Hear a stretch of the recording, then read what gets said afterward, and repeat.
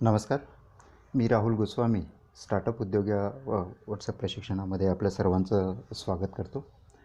याआधी आपण सत्रांमध्ये 4 वेगवेगळ्या विषयांवर आपण चर्चा केली, ज्यामध्ये उद्योगाची संकल्पना शोधणे, त्यानंतर जी संकल्पना आपण एक फायनलाइज केली आहे तर त्या संकल्पनेचं एक असेसमेंट करणे किंवा त्याची समीक्षा करणे, त्यानंतर एक मार्केट सेगमेंट ओळखणे, नेमकं आपले कस्टमर कोण आहेत तर हे आपल्याला ओळखायचं होतं. तर त्याविषयी आपण तिसऱ्या सत्रात आपण चर्चा केली होती. आणि चौथ्या सत्रामध्ये आपण मार्केट साईज काढणे, म्हणजे आपण जे कस्टमर्स ओळखले आहेत की आपले नेमके कस्टमर कोण आहेत तर ते मार्केटमध्ये किती आहेत, तर याविषयी आपण चौथ्या सत्रात आपण चर्चा केली होती. आजचं आपलं 5वं सत्र आहे उद्योग जगतातील वातावरण ओळखणे. म्हणजे एक वेगवेगळ्या प्रकारचे 5 फॅक्टर्स आहेत की जे बेसिकली आपल्या उद्योगाला ॲफेक्ट करत असतात. आणि या 5 फॅक्टर्समध्ये काही सब फॅक्टर्स आहेत, म्हणजे काही उप पॉईंट्स आहेत, काही सब पॉईंट्स आहेत की ज्यांचा एक मोठा परिणाम जो आपल्या उद्योगावर होत असतो, किंवा फक्त उद्योगावर नाही, किंवा तुम्ही जर एक सुरुवात करत असणार तर तुमची जी काही बिझनेसची आयडिया आहे, तर जी काही उद्योगाची तुमची संकल्पना आहे, तर त्या संकल्पनेवर एक मोठा परिणाम हे 5 फॅक्टर्स करत असतात. तर आपल्याला जो एक्झिस्टिंग उद्योग आहे किंवा एखादा उद्योग तुम्ही सुरू करणार असाल आणि त्याचं तुम्ही एखादी संकल्पना तयार केली असेल, तर ती संकल्पना जी आहे ही या 5 फॅक्टर्सच्या एकदम फेवरेबल असेल तर आपल्याला एक ग्रोथ जो आहे तो अतिशय चांगल्या आणि अतिशय एक मोठ्या प्रमाणावर म्हणा, किंवा एक ग्रोईंग आपला उद्योग जो आहे हा ग्रोईंग स्टेजवर असेल. म्हणजे कंटिन्यू बेसिसवर प्रत्येक महिना दर महिना किंवा वर्ष दर वर्ष त्याच्यात एक चांगली भरच पडत असेल आणि एक ग्राफ जो आहे तर तो आपला एक चढत्या क्रमानेच असेल. आपल्या उद्योगाचा ग्राफ जो आहे हा चढत्या क्रमाने असेल. तर या 5 फॅक्टर्सविषयी आपण आज माहिती घेऊया. आणि आपली जी काही बिझनेस आयडिया आहे तर या सत्राच्या शेवटी आपली ही बिझनेस आयडिया जी आहे तर ती या 5 फॅक्टर्सला किती अनुकूल आहे तर याचा तुम्हाला अभ्यास करायचा आहे. याची तुम्हाला ही आजची कृती आहे बेसिकली, जी मी आधीच तुम्हाला सांगतो, कारण तुम्हाला हे 5 फॅक्टर्स अतिशय काळजीपूर्वक ऐकायचे आहेत. आणि प्रत्येक पॉईंट्सवर, कारण जवळपास या 5 फॅक्टर्सचे मिळून एक साधारण 20पेक्षा अधिक सब पॉईंट्स आहेत, तर त्या प्रत्येक सब पॉईंटवर तुम्हाला तुमच्या बिझनेसचा विचार करायचा आहे. त्यामुळे प्रत्येक पॉईंट तुम्ही काळजीपूर्वक ऐका आणि त्या प्रत्येक पॉईंट अनुसार तुम्हाला तुमचा बिझनेस जो आहे हा त्या प्रत्येक पॉईंटवर तुम्हाला जज करायचा आहे. तर तुमची जी काही बिझनेस आयडिया आहे ही तुम्हाला जज करायची आहे. तर या प्रत्येक पॉईंट्सवर आपण डीपमध्ये आपण चर्चा करूया. पहिला मेन पॉईंट आहे, तर मी एक 5 पहिले पॉईंट तुम्हाला सांगतो, ज्याच्यामध्ये डेमोग्राफिक फॅक्टर असतो. डेमोग्राफिक म्हणजे लोकसंख्येच्या अनुषंगाने. लोकसंख्या हा आपल्या उद्योगावर खूप मोठा परिणाम करत असतं. त्या लोकसंख्येच्या दृष्टीने आपल्याला विचार करायचा आहे आपल्या बिझनेस आयडियाचा. दुसरा पॉईंट आहे तो म्हणजे टेक्नॉलॉजिकल फॅक्टर्स, म्हणजे तंत्रज्ञानाचा आपल्याला विचार करायचा. तंत्रज्ञानाचा एक खूप मोठा परिणाम जो आहे हा आपल्या उद्योगावर होत असतो. तिसरा पॉईंट असतो तो म्हणजे सोशल कल्चरल फॅक्टर, म्हणजे एक सामाजिक आणि सांस्कृतिक तर एक त्या सामाजिक आणि सांस्कृतिक जी काही एक व्यवस्था असते तर त्या व्यवस्थेचा एक मोठा परिणाम जो आहे हा आपल्या उद्योगावर होत असतो. त्यानंतर आपला पुढचा पॉईंट आहे तर तो म्हणजे ई कॉमर्स फॅक्टर्स, म्हणजे त्याचा आपल्या उद्योगावर एक ई कॉमर्सचा एक चांगला परिणाम जो आहे हा मोठ्या लेवलला होत असतो. पाचवा मुद्दा आहे तो म्हणजे पॉलिटिकल किंवा लिगल फॅक्टर जे आहे, म्हणजे एक राजकीय आणि एक कायदेशीरदृष्ट्या जी काही एक फ्रेमवर्क असते, एक व्यवस्था आहे, तर त्या व्यवस्थेनुसार आपल्या व्यवसायावर एक परिणाम होत असतो. तर अशा या 5 वेगवेगळ्या मेन पॉईंट्सपासून आपल्याला सुरुवात करायची आहे आणि या 5ही स्तरावर आपल्याला आपल्या उद्योगाची समीक्षा करायची आहे. आणि ते वातावरण जे आहे उद्योग जगतातलं काय वातावरण आहे एक्झॅक्टली, तर आणि त्यात आपण कुठे फिट बसतो तर त्याचा विचार आपल्याला आपल्या उद्योगाच्या अनुषंगाने आपल्याला करायचा आहे. तर सुरुवात करूया आपण पहिल्या फॅक्टरपासून, जे म्हणजे की डेमोग्राफिक फॅक्टर, म्हणजे लोकसंख्येच्या दृष्टिकोनातून. बेसिकली एक ह्युमन पॉप्युलेशन जी आहे ही एक चांगल्या आणि एक बऱ्यापैकी स्पीडने जी आहे ही सर्वच संपूर्ण जगामध्ये वाढत आहे. आणि आपला देशाचा तर एक अगदी बराच वरचा क्रमांक या बाबतीत लागतो.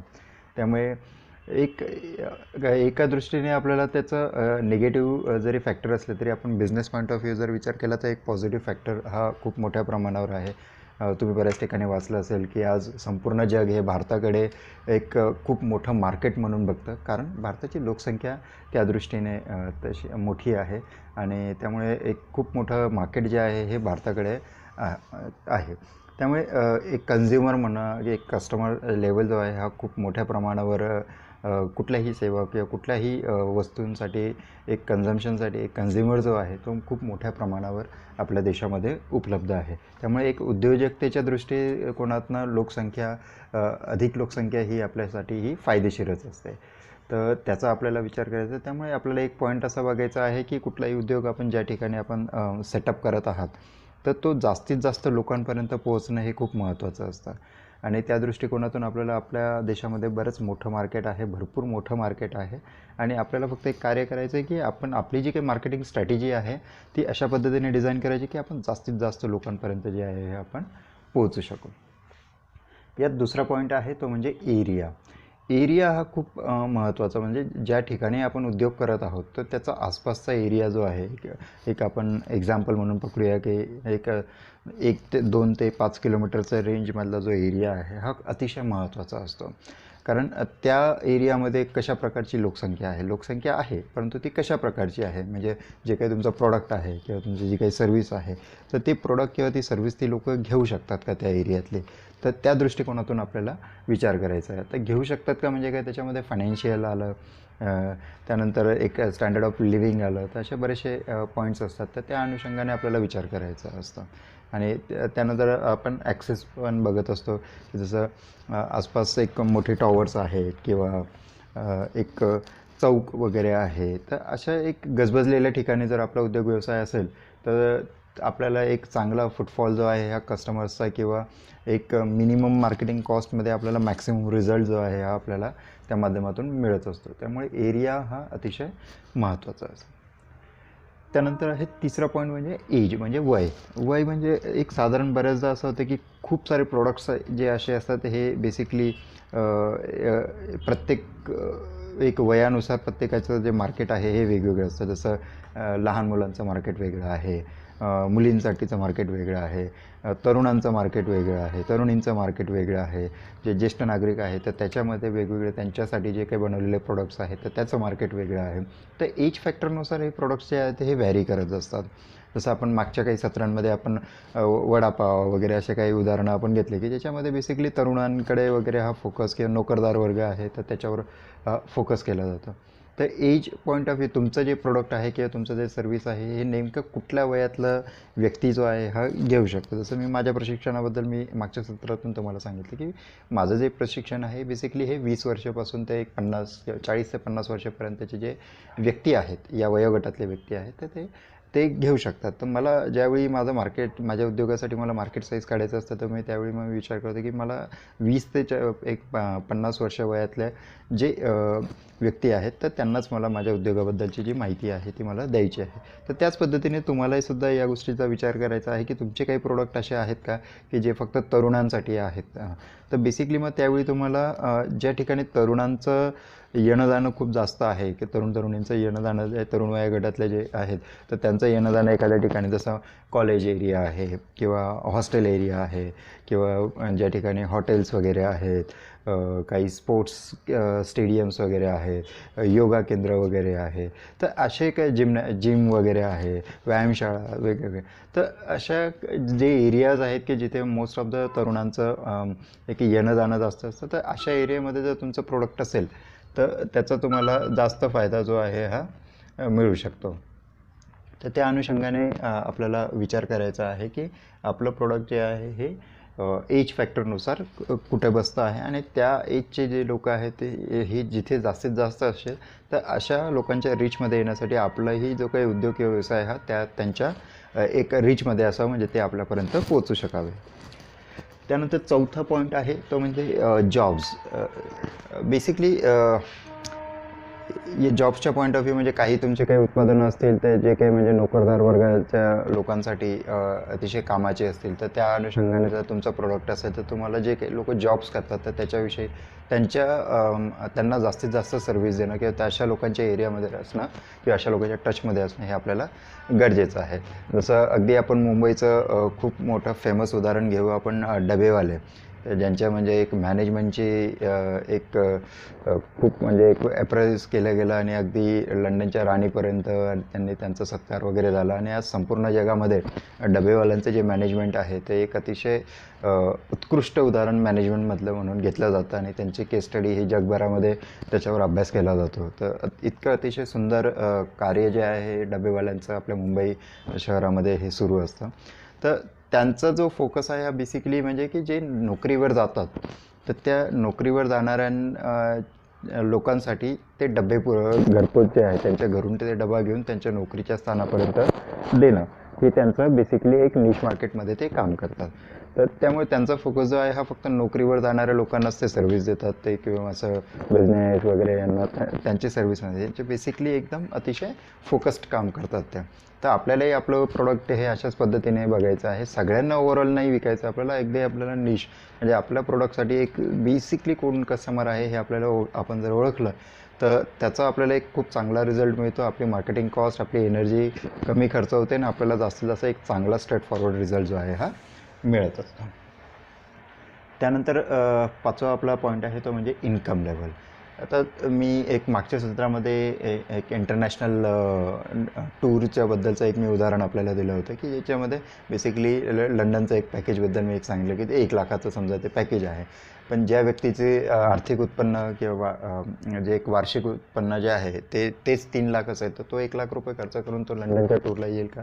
तर नाही येणार. तर त्यांचा जो प्रोडक्ट आहे तर तो त्यांना सेल करायचा असेल तर किमान एक 10 लाख रुपये त्यांचं वार्षिक उत्पन्न आहे. तर अशा लोकांना त्यांना फोकस करावं लागेल. तर अशा या इन्कम ग्रुपमध्ये त्यांना फोकस करावं लागेल.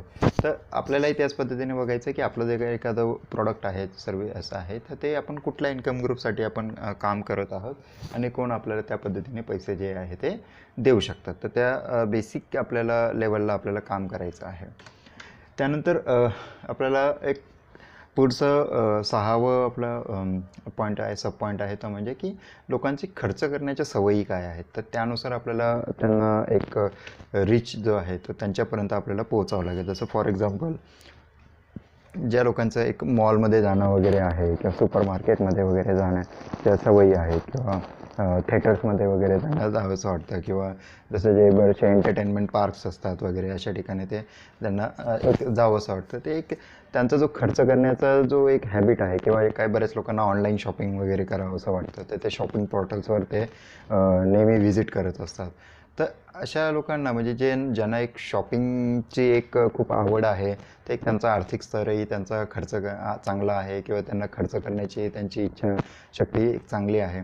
तर अशा काही शॉपिंग हॅबिट्सच्या लोकांना आपल्याला बघायचं आहे की जेणेकरून त्यांच्यापर्यंत आपण जर पोहोचलं तर आपल्याही उद्योगाचं, आपल्याही उत्पादन किंवा सेवांचे जे विक्रीचे चान्सेस जे आहेत ते वाढू शकतात. आणि यातलं मग शेवटचा आपलं सब पॉईंट्स आहे तो म्हणजे जेंडर.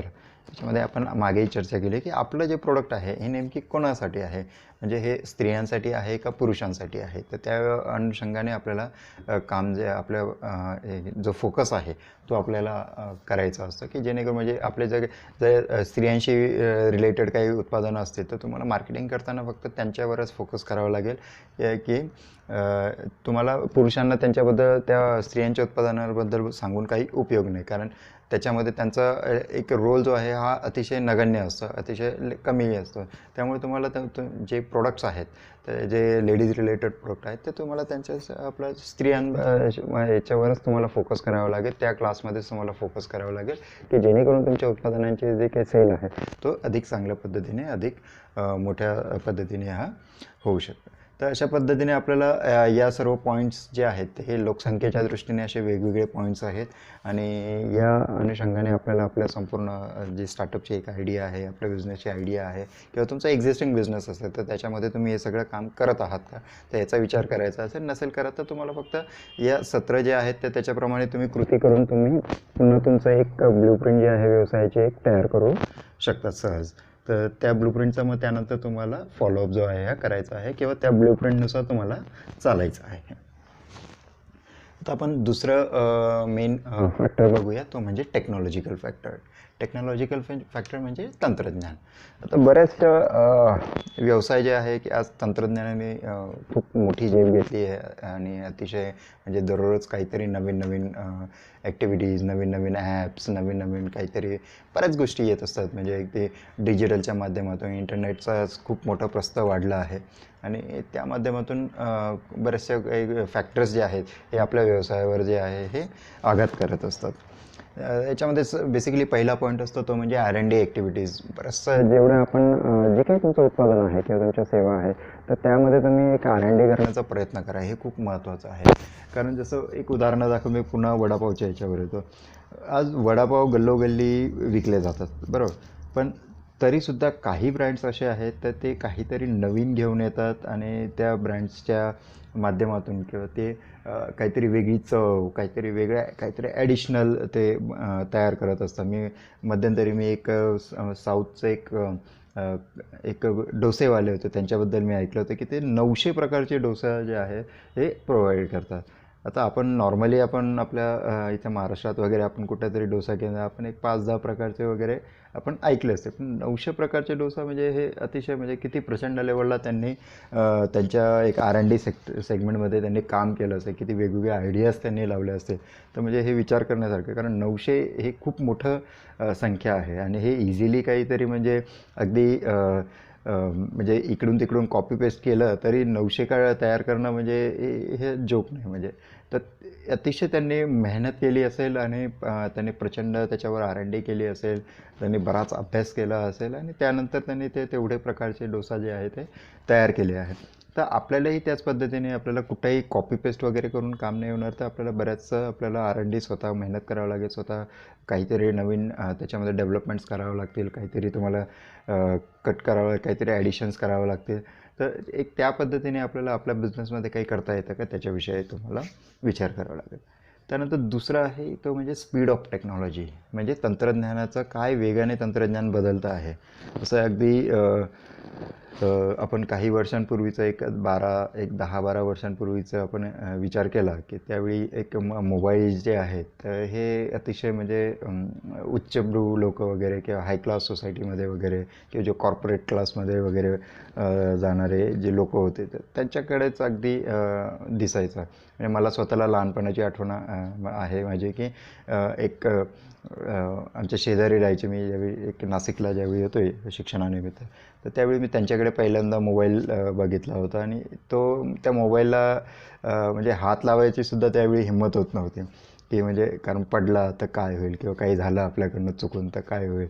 आणि त्यावेळी जे मोबाईलची जी कॉस्ट होती ती पण अतिशय हेवी होती. म्हणजे आजही आहेत, नाही असं नाही, पण त्यावेळी त्याच्याबद्दलचं जे काही एक ज्ञान होतं ते आपलं कमी होतं किंवा त्या अवेअरनेस नव्हतं, आपण ते गोष्टीशी आपण फ्रेंडली नव्हतो. तर आपण आज एक 10-12 वर्षाच्या एक कालखंडामध्ये आज अतिशय वेगवान पद्धतीने मोबाईलमध्ये खूप मोठं म्हणजे एक चेंजेस आले आणि आज घरोघरी अगदी एका घरात 3-3, 4-4 मोबाईल आहेत आणि फक्त मोबाईलच नाही, त्याचं मोबाईलचं रूपांतर म्हणजे साध्या हँडसेटपासून तर एक स्मार्टफोनमध्ये आता रूपांतर झालं आहे. आयपॅड, आयपॉड्स वगैरे सारख्या वेगवेगळ्या डिव्हायसेसमध्ये त्याचे चेंजेस झालेले आहेत. त्यामुळे अतिशय वेगाने टेक्नॉलॉजी जी आहे ही बदलली आहे आणि यामध्ये एक अजून सगळ्यात महत्त्वाचं की तुमचा व्यवसायही बदलले आहे त्या पद्धतीने. त्यामुळे आपल्यालाही आपल्या ज्या व्यवसायाशी रिलेटेड काही टेक्नॉलॉजी असतील, काही तंत्रज्ञान तुम्ही वापरत असाल तर त्याच्यामध्ये सुद्धा तुम्हालाही काही स्पीडने किंवा स्वतः तुम्ही काही करू शकता का की जेणेकरून एक वेगाने तुमचाही उद्योग आहे तो एक चांगली ॲड ऑन सर्व्हिसेस तुम्ही देऊ शकाल आणि एक अजून चांगला तुम्ही काहीतरी त्यामध्ये बिझनेसचं एक सर्व्हिस जी आहे ही तुम्ही कस्टमरला देऊ शकता, त्याबद्दल विचार करा. त्यानंतर याचा तिसरा सब पॉईंट आहे तो म्हणजे कमर्शियलायझेशन. किती लवकर पण कमर्शियलाइज होतं आहे किंवा जसं मार्केट जे आहेत तर जसं एक गावाकडे पण आता की खेडेगावात किंवा ग्रामीण भागामध्ये थोडं कमर्शियलायझेशन कमी आहे. पण ज्या पद्धतीने शहरांमध्ये थोडंसं कमर्शियलायझेशन जास्त वाढलं आहे. तर अशा वेळी आपल्याला ही आपलं जे काही मार्केट सेगमेंट आहे तर आपण कुठे आहोत किंवा आता असंही नाही की ग्रामीण भागामध्ये व्यवसाय काय, ग्रामीण भागामध्ये प्रचंड संधी आहेत कमर्शियलायझेशन करायचं. तर आपण त्या पद्धतीने जर एरिया निवडला आणि तिथे आपण कमर्शियलायझेशन आपण जर करण्याचा प्रयत्न केला तर निश्चित आपल्या उद्योगाला एक अतिशय चांगलं पाठबळ जे आहे हे मिळू शकतं. चौथा पॉईंट आहे तो म्हणजे रेट ऑफ टेक्नॉलॉजिकल चेंज. म्हणजे तंत्रज्ञान किती बदलतं आहे हे आपण बघितलं आधीच्या पॉईंटमध्ये की ते वेगाने बदलतं आहे, पण किती वेगाने बदलतं आहे त्याचं पर्सेंटेज काय, तर हे बघणं खूप महत्त्व आहे. आणि याच्यासाठी अतिशय सुंदर उदाहरण म्हणजे कोरोना काळ. आज तुम्हालाही माहिती की आज ज्या पद्धतीने आपण ज्या एक पिरियडमध्ये आपण चाललो आहोत, जो काही काळ आपण आता सध्या प्रवास करत आहोत, तर आणि ज्या पद्धतीने गेल्या 6 महिन्यामध्ये एक मोबाईलचा वापर, एक स्पीडली एक इंटरनेटचा वापर म्हणा किंवा इतर मोबाईल बेस किंवा इंटरनेट बेस किंवा ही जी टेक्नॉलॉजी आहे आणि याचा व्यवसायामध्ये जो अगदी लहानातल्या लहान कुठल्याही अगदी भाजीपाल्याच्या दुकानापासून तर मोठ्या मोठ्या कॉर्पोरेट्सपर्यंत त्यांचा जो काही एक तंत्रज्ञानाचा वापर जो आहे हा प्रचंड प्रमाणात वाढला आहे. आणि याचा जो रेट आहे म्हणजे अगदी मी मागे एक टेक्नॉलॉजिकल विषयक एक वेबिनार मी अटेंड केला होता. तर त्यामध्ये एक खूप सुंदर असं माहिती मला असं मिळेल की जग जे आहे हे 10 वर्ष पुढे गेलं आहे टेक्नॉलॉजीच्या बाबतीमध्ये. म्हणजे जी गोष्ट आज ज्या पद्धतीने ऑनलाईन एज्युकेशन म्हणा, वेबिनार्स म्हणा किंवा ऑनलाईन व्हॉट्सॲपच्या माध्यमातून म्हणा किंवा फेसबुकच्या माध्यमातून म्हणा, ही सगळी जी कार्य चालली आहेत किंवा जसं आपणही आता जे काही प्रशिक्षण करतो आपण व्हॉट्सॲपच्या माध्यमातून वगैरे करतो आहे, तर हे आपण टेक्नॉलॉजीचा वापर करूनच करतो आहे. ही जी सर्वात बेसिक टेक्नॉलॉजी आहे आणि याचा वापर मी याच्यासाठी करण्याचा प्रयत्न केला की जेणेकरून आपण जास्तीत जास्त ग्रामीण भागामध्ये आणि शेतकरी मित्रांपर्यंत आपण पोहोचू शकू. तर एक बेसिक टेक्नॉलॉजी ती अतिशय युजर फ्रेंडली टेक्नॉलॉजी आहे, तर त्याचा वापर करेल. तर हे जो स्पीड आहे आजकालचं, तर ते अपेक्षित होतं 2030 या वर्षामध्ये. म्हणजे आज ज्या पद्धतीने आपण तंत्रज्ञान आपण म्हणजे किमान भारतासाठी तरी हे सगळ्या गोष्टी ज्या आहेत हे अपेक्षित होत्या 2030 साली. आणि तसं प्रोजेक्शन हे त्या टेक्नॉलॉजिकल फील्डमध्ये काम करणाऱ्या लोकांचं होतं. पण कोरोना काळामुळे जी काही डिपेंडन्सी आली आहे टेक्नॉलॉजीवर, त्यामुळे टेक्नॉलॉजिकल प्रॉडक्ट्स म्हणा किंवा जसं लॅपटॉप वगैरे आहे, इंटरनेट आहे किंवा अदर जे काही सर्व्हिसेस आहेत, ॲप्स आहेत, तर यांचे सगळ्यांचे बिझनेस हे अतिशय बूम झाले आहेत त्याच्यामुळे. आणि कुरिअर सर्व्हिसेसचे बिझनेस चांगले बूम झाले आहेत किंवा बराचसा म्हणजे ऑलमोस्ट सर्व सेक्टर्स जे आहेत, ऑलमोस्ट बरेचसे बिझनेसेस जे आहेत हे टेक्नॉलॉजिकल फॉर्मॅटमध्ये हे कन्वर्ट झालेले आहेत किंवा त्यांनी त्यांच्या बिझनेसमध्ये टेक्नॉलॉजी ॲडॉप्ट करण्याचा प्रयत्न केला आहे. किंवा ज्या तुम्हाला एक मागे उदाहरण आठवत असेल की जसं मॉनिटायझेशन झालं, डिमॉनिटायझेशन झालं, तर त्यावेळी डिमॉनिटायझेशनच्या काळामध्ये जसं पेटीएम आहेत किंवा जीपे, फोनपे वगैरे हे सगळे जे काही पेमेंट गेटवे ॲप्स आहेत, तर याचा वापर जो आहे हा अतिशय प्रचंड प्रमाणामध्ये अचानक पद्धतीने तो वाढला. आणि त्यामुळे मग त्यानंतर बरेचसे ॲप्स आले, बरेचसे की जे पेमेंट सर्व्हिसेसचं ऑफर्स जे आहे ते आपल्याला देऊ शकले. आणि आज अनेक ॲप्स जे आहेत म्हणजे आपण किती ॲप डाउनलोड केलं तरी आपल्याला कमीच वाटेल, अरे बाबा हे नाही का ते नाही का, काहीतरी रोज नवीन नवीन एक ॲप जे आहे हे पेमेंट्स गेटवेसाठी हे आपल्याला येत असतात. तर त्याचा जो वापर आहे हा काही कृतींमुळे म्हणजे त्याचा एक फरक जो आहे तो rate of change of technology आहे ही अतिशय स्पीडली झाली. तर आपल्यालाही या गोष्टीचा विचार करायचा आहे की आपल्या बिझनेस सेक्टरमध्ये ही टेक्नॉलॉजिकल चेंज जो आहे हा किती स्पीडने होतो आहे तो तुम्हाला बघावा लागेल. आणि तेवढ्या स्पीडने जर आपण बदललं तर त्या पद्धतीने तुम्हाला नवीन काहीतरी शिकण्याचा प्रयत्न हा करावा लागेल. कारण त्याचं महत्त्व हे अतिशय खूप महत्त्वाचं आहे. कारण बरेचसे बिझनेसेस जे आहे म्हणजे मीच तुम्हाला स्वतःचं उदाहरण सांगतो की मी लाईव्ह ट्रेनिंग जे आहे, प्रोडक्ट ट्रेनिंग वगैरे मी जसं पंचगव्य आयुर्वेद, चॉकलेट्स वगैरे त्याचे प्रोडक्ट लाईव्ह ट्रेनिंग पण मी स्वतः घेतो. आता असं झालं की कोरोना काळामुळे काय झालं की बरेचसे लोक आता ऑनलाईन शिफ्ट झाले आहे. तर बऱ्याच लोकांचं मग असं होतं की मी मागे काही ट्रेनिंग सेशन मी ऑर्गनाईज केले होते.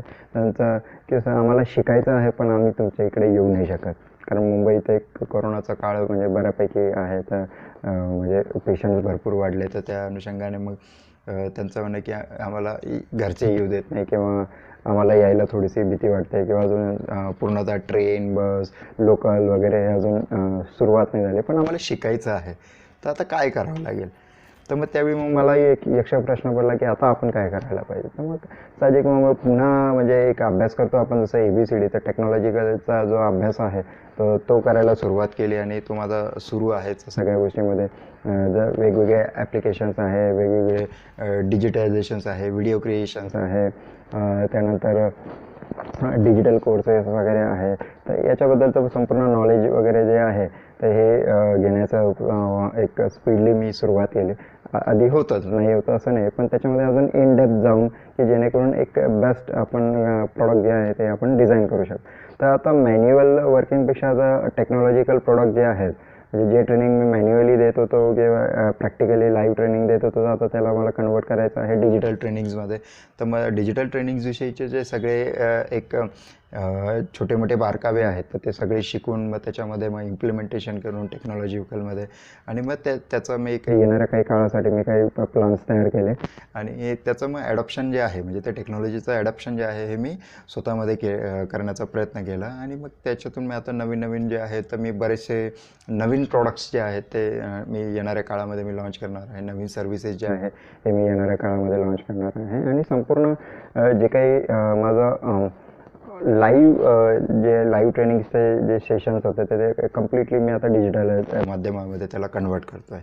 तर अशा पद्धतीने तुम्हाला रेट ऑफ चेंज जो आहे हा जर आपण ॲडॉप्ट नाही केलं तर आपलं नुकसान जे आहे हे होऊ शकतं. मग आपला सेल आपला जाऊ शकतो, आणि त्याच्यातून रेव्हेन्यू जनरेशन जे आपल्याला होणार होतं मग ते होणार नाही. तर याचा तुम्हाला विचार करावा लागेल. त्यानंतर शेवटचा पॉईंट याच्यामध्ये आहे की ऑटोमेशन.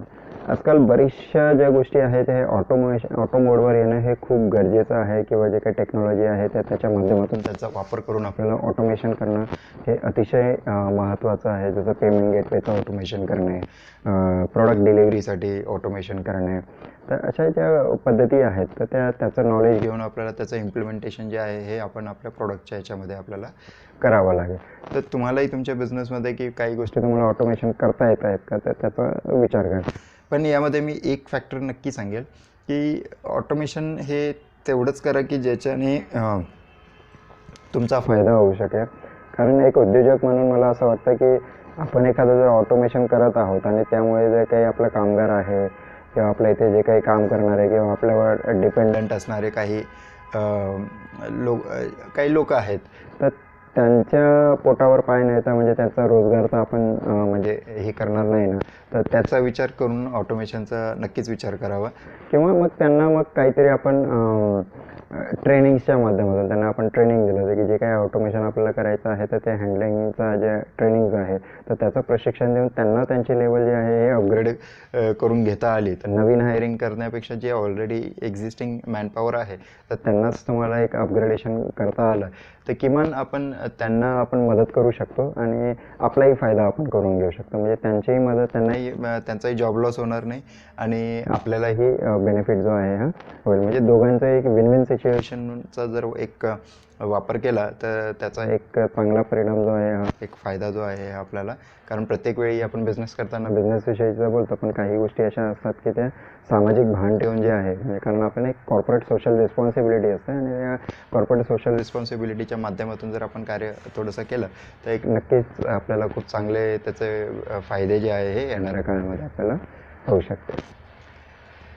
तिसरं आपला मेन पॉईंट आहे तो म्हणजे सोशिओ कल्चरल फॅक्टर. म्हणजे एक सामाजिक सांस्कृतिक काही पॉईंट्स असतात की ज्याचा आपल्या उद्योगावर हा खूप चांगला परिणाम जो आहे हा होत असतो. जसं एक आपण पहिला पॉईंट आहे जसं कल्चरल असं की बऱ्याचशा ठिकाणी जे काही राज्यांमध्ये एक राज्य बदललं तर आपलं एक नॉर्मली काही सांस्कृतिक याच्यानुसार आपल्या राज्यांची एक घडवणूक झालेली आहे किंवा त्याचा आराखडा किंवा त्याचा मॅप तशा पद्धतीने एक नॉर्मली जोडला गेला. किंवा एखाद्या राज्यामध्ये वेगवेगळ्या बऱ्याचशा संस्कृती असतात. जसं आपल्या इथं आहे की कोकणची एक संस्कृती वेगळी आहे, विदर्भातली संस्कृती वेगळी आहे, उत्तर महाराष्ट्राची एक संस्कृती वेगळी आहे.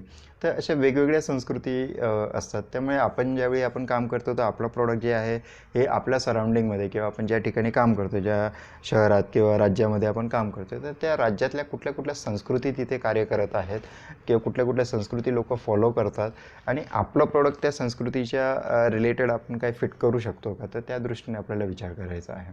जसं एक कोकणचं आहे की जिथे आगरी कोळी समाज अतिशय मोठ्या प्रमाणावर आहे. मासेमारी, गणपती उत्सव, तर ही पर्यटन वगैरे हा अतिशय एक खूप सुंदर लेवलला जो व्यवसाय आहे हा यांच्या माध्यमातून आगरी कोळी संस्कृतीच्या माध्यमातून हा केला जातो.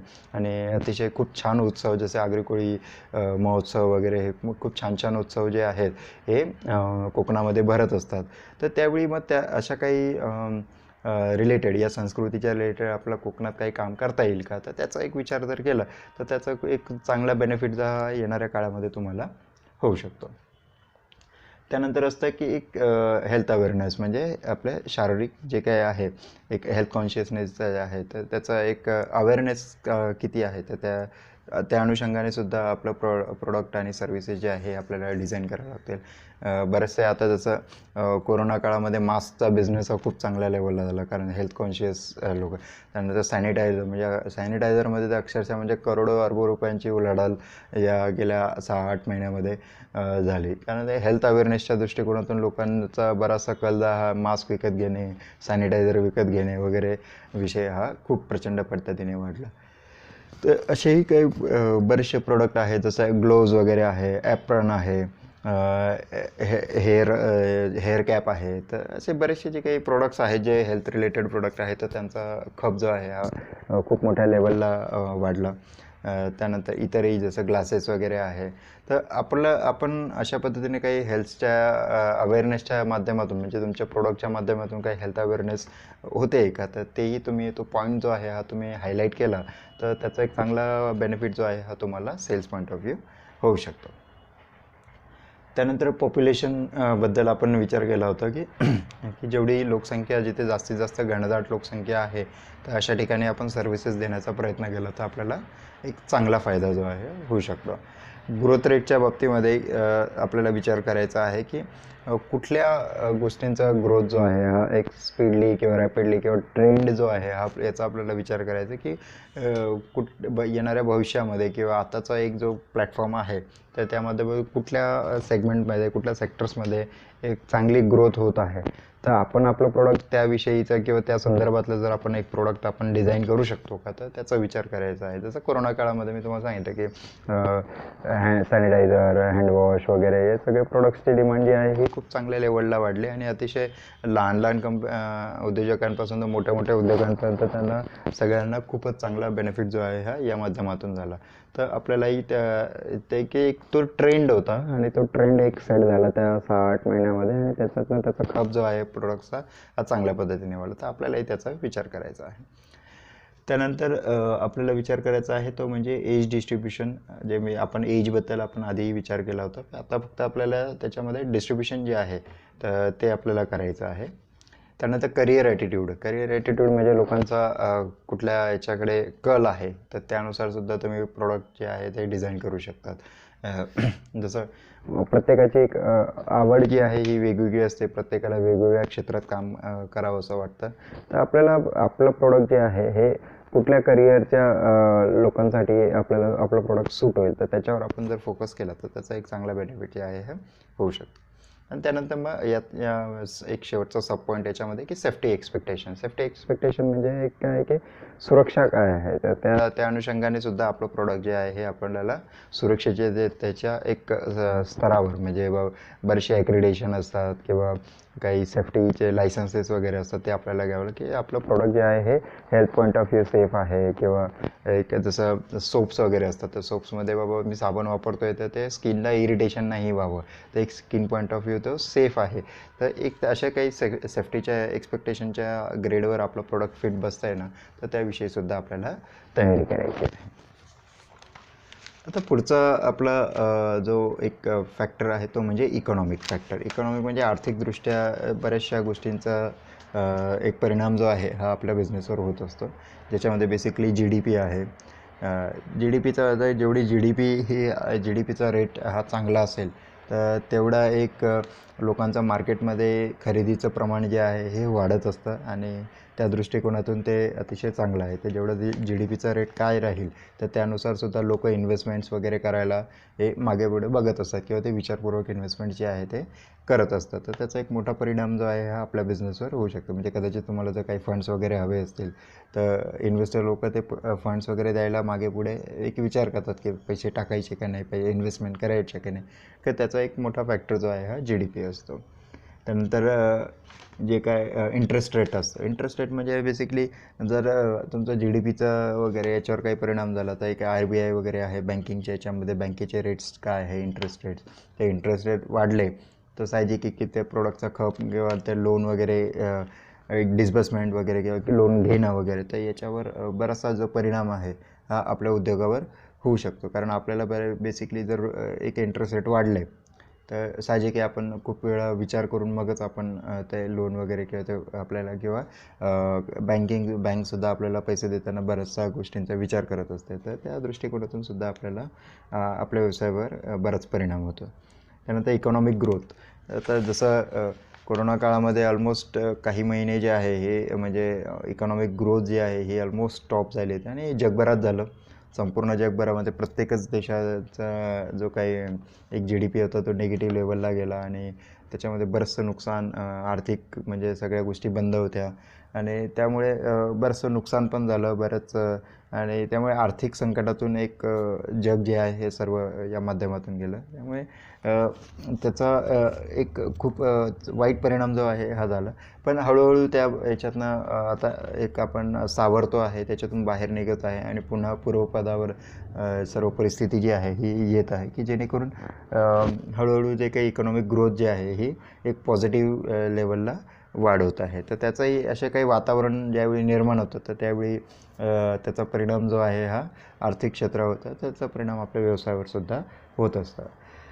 त्यानंतर असं इन्फ्लेशन म्हणजे महागाईचा दर. तर एक महागाई जेवढी वाढत जाते तर त्या अनुषंगाने मग प्रोडक्टचं जे काही कन्झम्शन आहे हे कमी होत जातं. जसं आपण आजपासून 10 वर्षापूर्वी किंवा 20 वर्षापूर्वी आपण काही विचार केला तर त्यावेळी काही प्रोडक्ट जे आहे हे काही रुपयात मिळत होते. अगदी 20 वर्षापूर्वी 50 पैसेसुद्धा चालत होते वगैरे.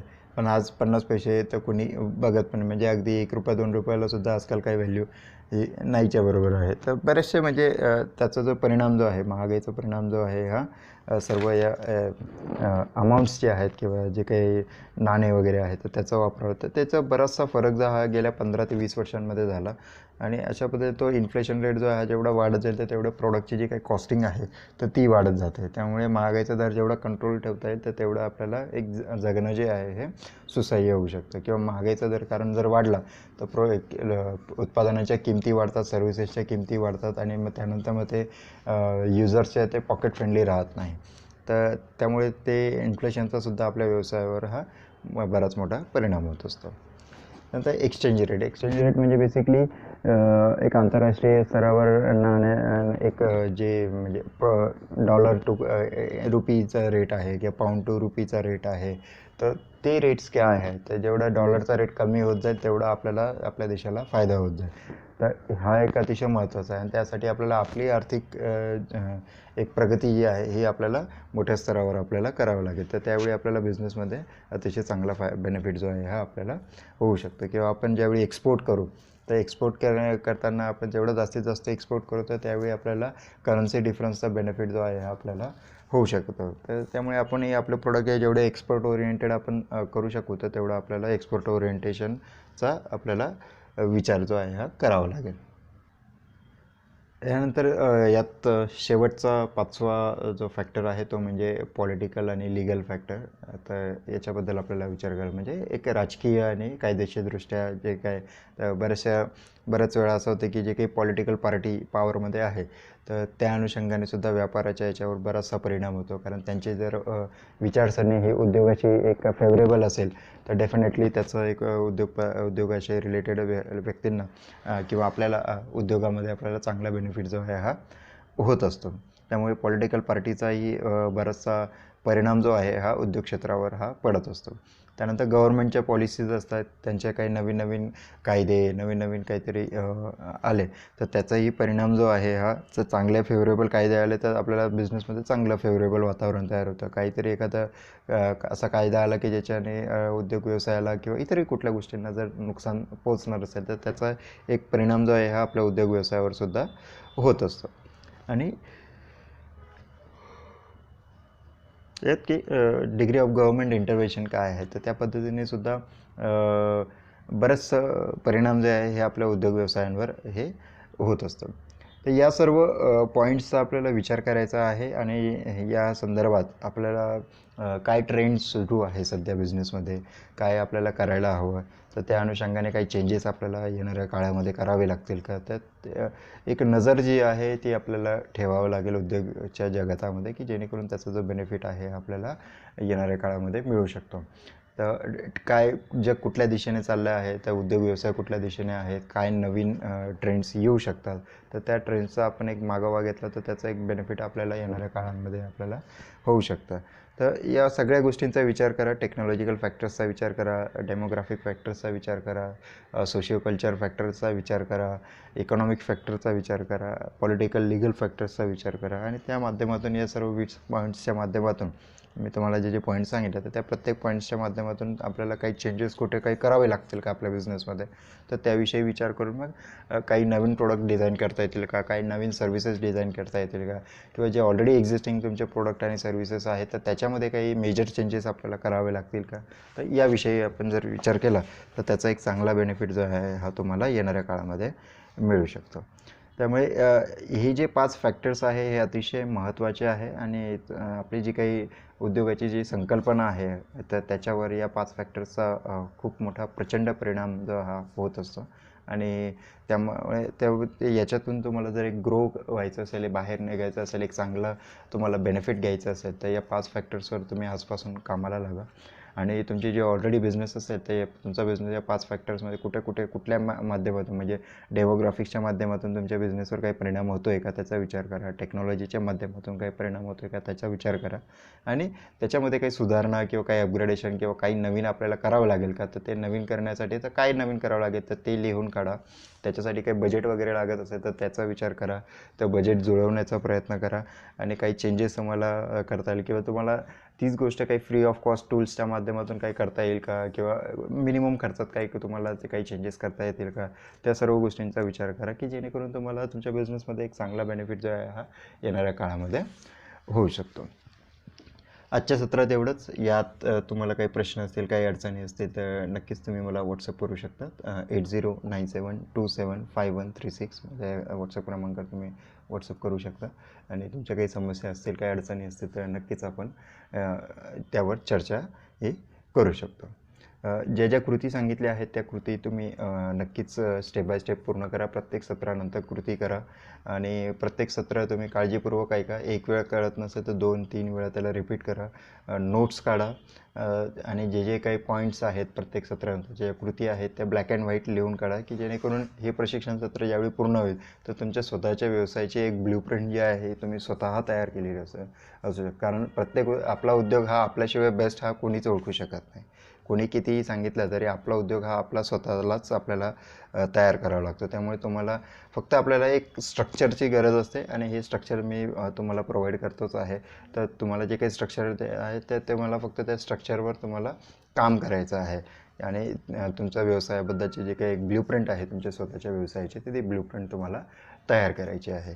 तर तुम्ही प्रत्येक कृतिशील कार्य करा आणि प्रत्येक पॉईंट्सवर तुम्ही प्रॉपर विचार करून त्याला ब्लॅक अँड व्हाईटमध्ये तुमचं ब्ल्यूप्रिंट जे आहे हे तयार करा. तर येणाऱ्या कार्यासाठी तुम्हाला सर्वांना शुभेच्छा. आजच्या सत्रामध्ये एवढंच. आपला दिवस शुभ हो. धन्यवाद.